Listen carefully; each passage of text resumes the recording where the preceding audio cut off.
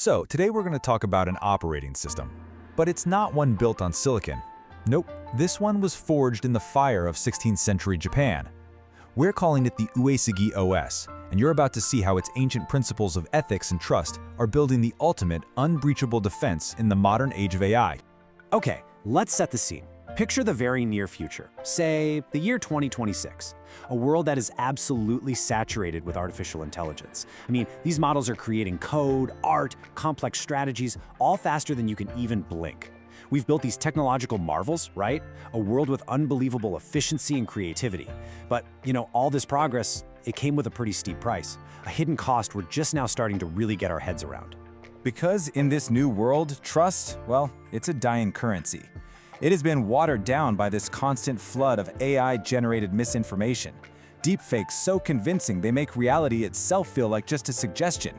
Suddenly, every single interaction is suspect. Every bit of data could be totally synthetic. But what if that's completely wrong?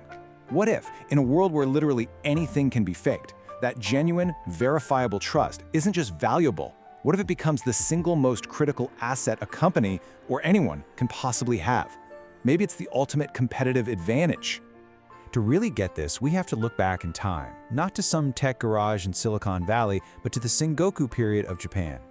Our guide on this journey is a guy named Uesugi Kenshin, also known as the Dragon of Echigo, a warlord who chose a radically different path. And as you'll see, his principles are basically a blueprint for any AI founder today who really truly wants to fight for what matters.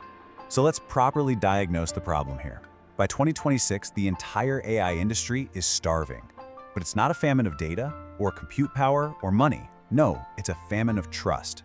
And it's a crisis that we absolutely made for ourselves.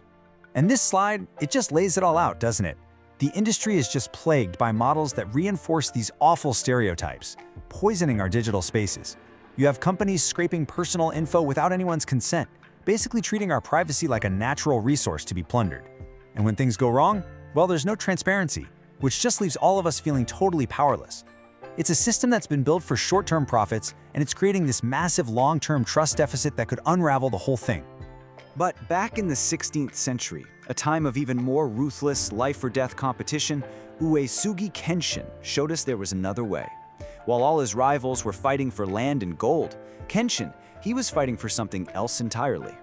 He fought for something called Git, which basically means righteousness. It was a moral code that put justice and integrity above everything else. He didn't just conquer for the sake of getting more power. He went to war to restore order and protect people who couldn't protect themselves. Now, this wasn't some marketing slogan. This was his operating system. And from this one core principle, two incredibly powerful strategies emerged that are, frankly, more relevant today than ever. Okay, let's dig into his first strategy, which is a perfect example of G in action. It comes from one of the most famous stories in all of Japanese history, the tale of sending salt to the enemy. Alright, so Takeda Shingen was Kenshin's #1 rival. I mean, these two were locked in this legendary, decades-long struggle. And at one point, some other clans saw a chance, and they created a salt embargo against Shingen's province. Now, without salt, his people would suffer horribly. His army would fall apart. This was it, the perfect chance for Kenshin to strike the final decisive blow. But he wouldn't do it. He famously said, "I do not fight with salt, but with the sword." He believed you win with strength and honor, not by starving innocent civilians. To him, winning that way just wasn't righteous. It wasn't gi. So, he did the unthinkable. He ordered his own merchants to send carts loaded with salt right into his enemy's territory. And listen, this wasn't charity. This was a deep, strategic move. It solidified his reputation as a leader who operated on a higher plane of honor. It earned him respect even from his enemies and, in the long run, made him a much more attractive ally to everyone else. So the big question is, how does this ancient act of honor translate to the cutthroat tech world of today? Well, what Kenshin did, it's basically the 16th century version of the open source model. It's this idea of recognizing that, hey, a rising tide lifts all boats, and sometimes your greatest strength comes from empowering everyone, even your competitors. And here's how you apply it today. First, you share your salt. That could be your foundational AI models or your key APIs, the digital doorways that let other people connect with your tech. Instead of hoarding them, you let others build on top of your work. Second, this creates an ecosystem of collaboration, not this zero-sum game of destruction. And finally, by doing this, you establish yourself as the moral leader, the absolute center of the entire industry. But Kenshin's commitment to G wasn't just about what he did on the outside. It was also about a really deep internal conviction. Which brings us to his second strategy, something we'll call the Bishamonten Flag. So Kenshin was a devout Buddhist, and he genuinely believed he was the avatar of Bishamonten, the god of war. But here's the key part. Bishamonten wasn't a god of conquest. He was a protector of the righteous. This belief was the absolute bedrock of who Kenshin was. And what's so interesting is that he flew this banner into battle with the character B on it for Bishamonten. This was a public declaration to everyone, his own soldiers, his allies, his enemies, that his army answered to a higher code. It was an external symbol of an internal, completely non-negotiable set of values. And in 2026, AI companies face these same kinds of temptations every single day. The pressure to cut corners for profit is just immense. Hey, should we scrape that extra data set?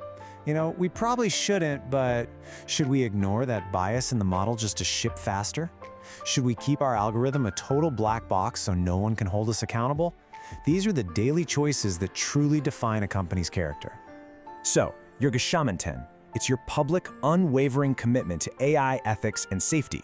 It's not just some mission statement you stick on your website. It's the code you refuse to break, even when it's inconvenient, even when it's unprofitable. It's the flag you fly that tells your users and your investors exactly who you are. A clear signal in a very, very noisy world. So when you put these two strategies together, strategic generosity on the outside and unwavering principles on the inside, you create something really special. You build a moat around your business, a defense that no competitor can ever breach, a moat that even AI itself, no matter how powerful it gets, can never, ever build. I mean, think about it. A powerful enough AI can replicate any algorithm. It can write better marketing copy, create more efficient code. It can even come up with brilliant business strategies. Any technical advantage you think you have is temporary. Your competitors will catch up in a matter of weeks, maybe even days. But the one thing AI cannot generate out of thin air is trust. You see, trust isn't an output, it's an outcome. It is the result of hundreds of consistent, honorable decisions made over a long period of time.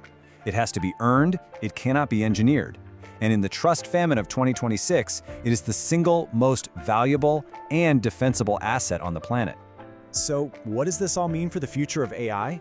Well, it brings us to the core thesis of the Uesugi operating system, and it's a complete reversal of how we normally think about creating value. It is a paradigm shift for this new age. In a world where technology gives us the power to do pretty much anything, your true, lasting competitive advantage is defined by your limits. It's not about the data you can collect, but the data you refuse to misuse. It's not about the biases you can exploit, but the biases you refuse to ignore. Your strength isn't measured by your capabilities. It's measured by your character. That is the lesson of the Uesugi OS. And in the age of AI, it might be the only one that truly matters. So the only question left is, what will you refuse to do?